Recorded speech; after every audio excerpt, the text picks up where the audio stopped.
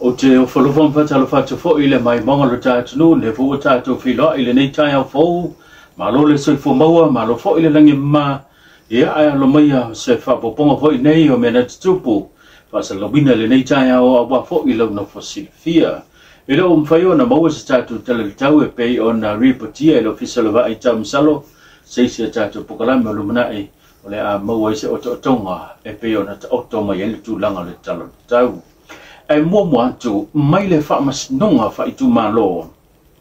O lona tolu le nei o aso, talu ona a mata whaatino sa suaina le mata aupu, o lo tua ia i le fionga la au le mai atoa, le o itea pola taivao Forces Smith, le fionga whepulea i whai matasua, li o whaatau malama au awa, Lise Marie Smith, Samuelu Sua, ma siwai kepi. O le tolu e fwoi nei o aso, talu ona sa suaina le moli maua le komsina mtanga luenga leo leo, le tofa awa pa au longa tino Filippo. I se vaainga e pe ona fesilingi aia e lo ia le tu o lo tu lai mo ila to lo mo lia. Nea na fesilingi aia le tamaitai o Catherine Del Saul, na ia Sao noa tu sao hei i le komisina le matanga luenga, ua e pe longia le whaamasnonga, ma ua e fia pe solia le tūlanga le conflict of interest. E mafua lea, ona o lo iailau si la fia, o oele si tangata o lo tangi le mata upu e whaasanga ia ila tau nei peitai, o leo lo e a fia i le tūlanga o suenga o le mata upu e whaasanga ia ila tau o lo o moria. Na tali le fionga awa paau, na te le o whaia se tūlanga a toa o le nei suenga, na o sina vahenga, lea sa ia iai a fia ai, ai maise o le vahenga i titi o le nei suenga, lea sa ia whaitawina ina watu ifo ya te ia whaamatalaka uma le whaila o le mata aupu. Na whasiringi e fo ia le li o Richard Merchant, leo lo tu lai mo le tua lo ia, le li komsina, pe ai sea lava, na ia to e tu uaile hava no ya Jeremy Sua, o se li leo leo, ua tu ua la matanga ruenga ma malanga tu tono Amerika Samoa. Ai o lo iai whaamau maunga la matanga ruenga, o lo o leilo lo ai whaila o le mata opu lea o lo o su e so ina i le taimu nei. Ai na tali le fionga komsina sa toi talo sanga mai o le mafu anga lea na mau ai le hava noa. Ai o Jeremia sa whaama vai i le matanga ruenga o na wasi ti atu malona ainga i atu nuku tono Amerika Samoa. Na wala au ma leo tele i le lo ia o lo tu la i mole tu molia o Richard ma ia whaampe atu you are corrupt. Lona winga pe a whaamanteleina o oeo se komisina a mio pio pio e tusa mane whaatau tenga male sa ilinga o ila tau e ngā lulua i te tono le matanga wenga. O le tasiwa enga na whesilingi a ai ere li ilo ia o le tūlanga le whesuisu ia i leo o ana tali e le o mautu e pei o na tu ina iluma le whaamstonga. Sa whesilifia ngia fo ia le tamai tai o tani a to loa o leo tasi o lo ia o lo tūlai fo i mo ila tau o lo mo lia.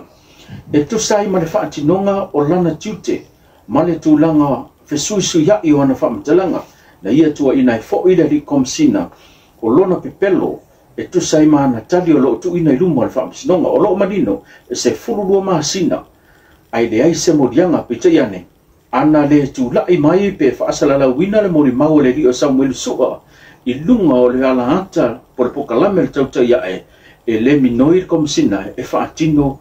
ia morianga o lo te ena fo ia le fionga komsina ia tūlanga e pe ona whesilingi ai e lo ia o lo tūla e mo ila tau o lo o moria. Te tai o le vahanga whaia le HRPP le fionga tu le epasai le malia le ngoi o se tu o lo ave iai le whaamamafa ina ia fo ia le whaafitauri le na mafo i ona malolo i le pāno te tele lua o lo tasi o se vahanga le nei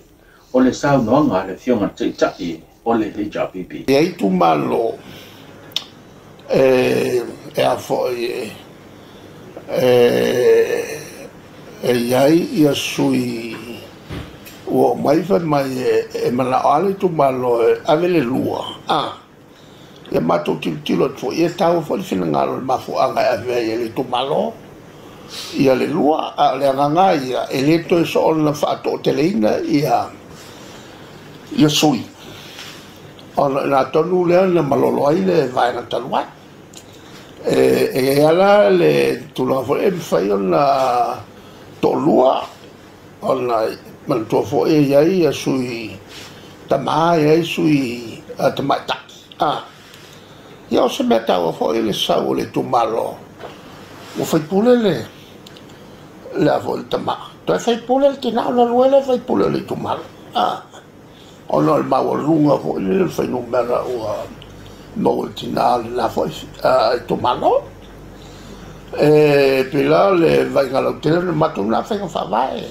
mai le fionga ile ta yo le malo fio me naomi mata afa wo fai lo le tama tai fai pulo lo to fanga fionga fio me naomi mata afa le tulango ta pe nango le la to fo i vai nga fai e pe ona fesilinga i sona fina ngalo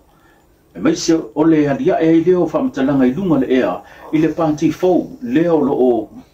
tau wa mai ai ia le fionga ile ta yo le atuno o fa pe ia minister ka peneta le ua fa muta lo la tu temi la tu te fa foi ai le malo e pena ia le fonotanga le parlemene ile asona na fi me mo mua alu tanga te e vai lo nei tu malo fa nga pati mai si me e nai sa mut e le anga le pupu foi le a mi mai ai mai mana ia ti ti mo mo tanga te po o sa nga le mu le na ia mano nei tu malo ai o te manatu o le lava mau te vai foi mato po a mato options ile tu la fono ai o le lava sai tia mato i lado foi le fa mau nga o le fa o fa le mai pa inga le la fata apene o no fa pe o mato sa le stala mai o sui o le fast ia masalo la so ro vai so le o tala no tanga natulang ia na mai le se tala e fa o atu i lau tau sen. Mai le matanga luenga lo fisio leo e tau lua ni tau le a na pu e leo i le po le suto nai i luma o le maketi o hia i savalalo. Lea na mau e masini pu e ata ale matanga luenga lo fa apipii i au tafo le awala o lo fa atau sa vali fuala au fa sahina e pei o le esa maluana manisio tu langa fa pena.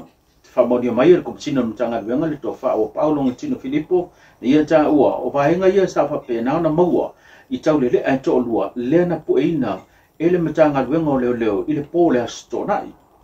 o ila ona ia to suma do to sanga o le taseli mai le wa amsa le moa o le taseli e lua suma tasi to sanga mai le fio anga o lau li ima mangiangi o le asoi vo le masino yoni e tu la ia ila o iluma fa msnonga e tali molianga o le umia le o fuala au fa asaina male tato tala muli e o mai le temine ia le o falawi tele le mafuanga le famalo lo le tu mawai o le polisili po le fisisili o matanga luenga fiso ta inga le fionga una toa o lu fonti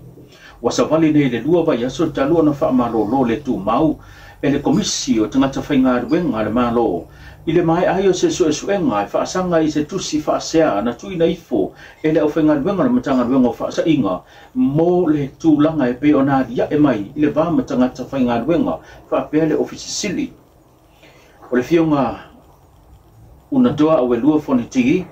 sa moa ia ve mo ma polisili le vaenga le regulator le tausanga lua fesuma lima se o mai le tausanga lua o Peitai na tūlai mai fo i se tasio whaafita auli e pei ona tupu mai i le taimi nei i le fesilingi ai e le au whainga ruenga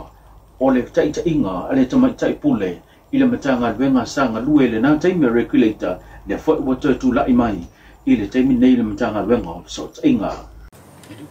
O tau lunga tata pokalame o tutonga peo na taa tau whilo a ele nei tai au e le manatu ia la maufu i se si wha poponga i le aso mua manu te leina le nei aso i tūte fi au ma ngā ruenga lo tātunu so i fōma i manuia.